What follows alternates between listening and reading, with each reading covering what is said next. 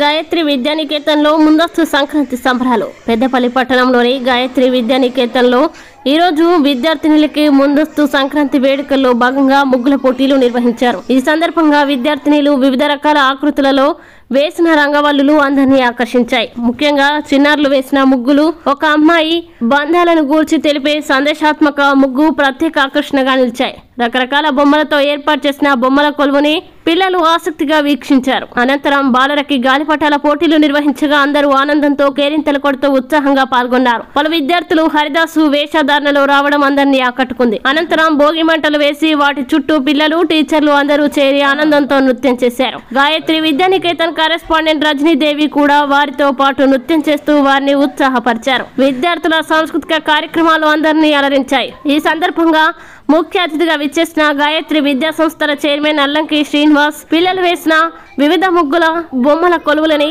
ఆసక్తిగా పరిశీలించారు. అనంతరం కరెస్పాండెంట్ అల్లంకి రజనీదేవి మాట్లాడుతూ, సంక్రాంతి పండుగ అనేది కష్టపడి పండించిన పంట ఇళ్లకి చేరే సమయం. దాని లక్ష్మికి స్వాగతం చెప్పేందుకు ఇంటి ముందు అందమైన రంగవల్లులు దర్శనమిస్తాయి. చిన్నపిల్లల దగ్గర నుంచి పెద్దవాళ్ల వరకు ముగ్గుల్లో గొబ్బెమ్మల్ని పెట్టి పూలతో అలంకరించి పాటలు పాడతారని అన్నారు. ఈ పండుగ అందరి జీవితాల్లో నూతన కాంతులు తేవాలని ఆకాంక్షిస్తూ అందరికీ ముందస్తు శుభాకాంక్షలు తెలియజేశారు. ఈ కార్యక్రమంలో ప్రిన్సిపల్ విజయ్, రజీయుద్దీన్, నవీన్, శ్రవంతి, ఉపాధ్యాయ బృందం, విద్యార్థులు పాల్గొన్నారు.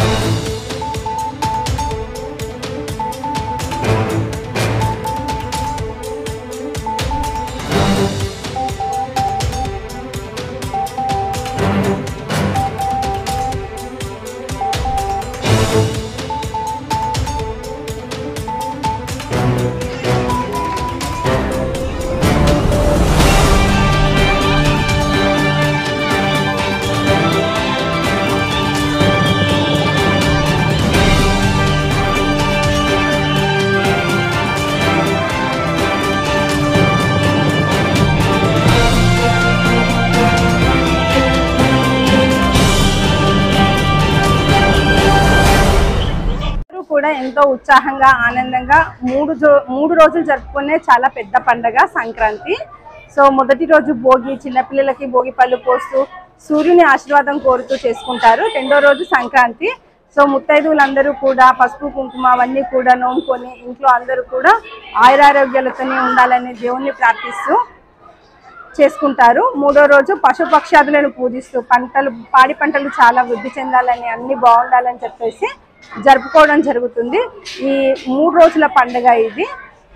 ఈరోజు మా గాయత్రి విద్యానికేతన్లో ముందస్తుగానే ఈ సంక్రాంతి సంబరాలను నిర్వహించుకోవడం జరిగింది. పిల్లలకి భోగి, సంక్రాంతి, కనుమ యొక్క విశేషతను తెలియజేశాము. ఇందులో భాగంగా పిల్లలకి భోగి పండుగ ప్రత్యేకతను తెలియజేస్తూ భోగి పళ్ళు పోయడం, భోగి మంటలు వేయడం జరిగింది. నెక్స్ట్ సంక్రాంతికి అమ్మాయిలందరూ కూడా అందమైన రంగవల్లులు వేశారు. అబ్బాయిలందరూ కూడా గాలిపటాలు వాళ్ళే స్వయంగా తయారు చేసి ఎగరవేయడం జరిగింది. పశుపక్షాదులను మనం వాటిని ఎంతగానో ప్రేమగా చూసుకోవాలని, మన అభివృద్ధికి వాటి వంతుగా అవి కృషి చేస్తున్నాయని వాటి యొక్క విశిష్టతను తెలియజేసి పాడి పంటల యొక్క విశిష్టతను కూడా తెలియజేయడం జరిగింది. ఈ విధంగా మనం స్కూల్లో ముందస్తుగా సంబరాలను నిర్వహించడం వల్ల పిల్లలకి పండుగ యొక్క విశిష్టత, వాటి యొక్క మన సాంప్రదాయం, ఆచారం అవన్నీ కూడా తెలుస్తాయి. పండుగను ముందస్తుగా నిర్వహించడం మా యొక్క ముఖ్య ఉద్దేశం. మధ్య అందరికీ భోగి, సంక్రాంతి, కనుమ శుభాకాంక్షలు.